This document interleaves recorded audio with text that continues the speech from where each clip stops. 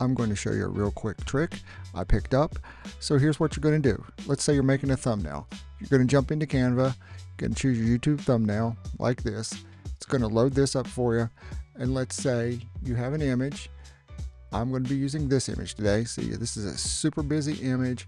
I've got a robot playing guitar right here. I really want this robot to stick out in this image for my thumbnail. So what I'm going to do is I'm going to go up here to these three little dots that say more, click on it, go down to duplicate. Now I've got the same picture on top of it. I'm just going to line it up. Everything lines up the same now. Now what's going to happen is I'm going to go over here to edit image, click that, and I'm going to go over to the Magic Studio and work some magic with the background remover, BG remover. Just like that, the background has been removed in this image. There we go. Now let's just double check things. Let's go back to position. Let's grab my robot and move them around. Yep. Everything looks good there. So I'm going to get things lined up again. Now that we've got that done, I want to click on the background layer. Now here is where you get your magic. Now that you have your background layer, you're going to go back to edit image, move down here to blur in your FX. You have the option to brush, so you can go in, paintbrush, all this that you want if you want to blur just certain things. But for this thing, we're just going to do the whole image. So boom, whole image.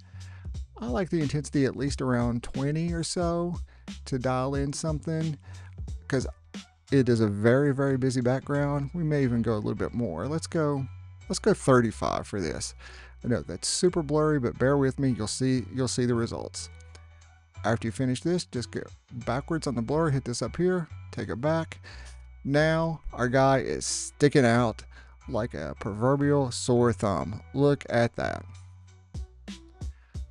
Although this still looks a little funky right down here on the bottom of this headstock. Let's see if we can clean that up just a little bit more.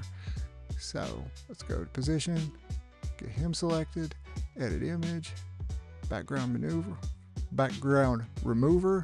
Let's go back to restore. I think my brush size is a little bit too big, so let's back that down a little bit. And just restore a little bit more of that, just like that.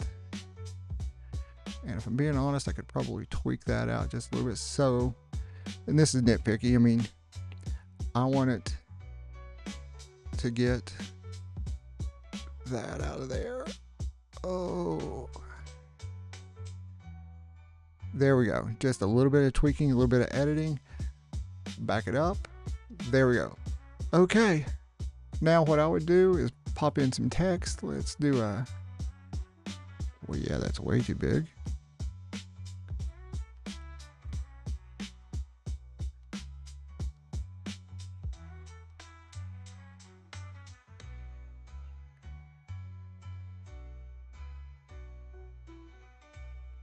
Put in a thumbnail, something maybe like this.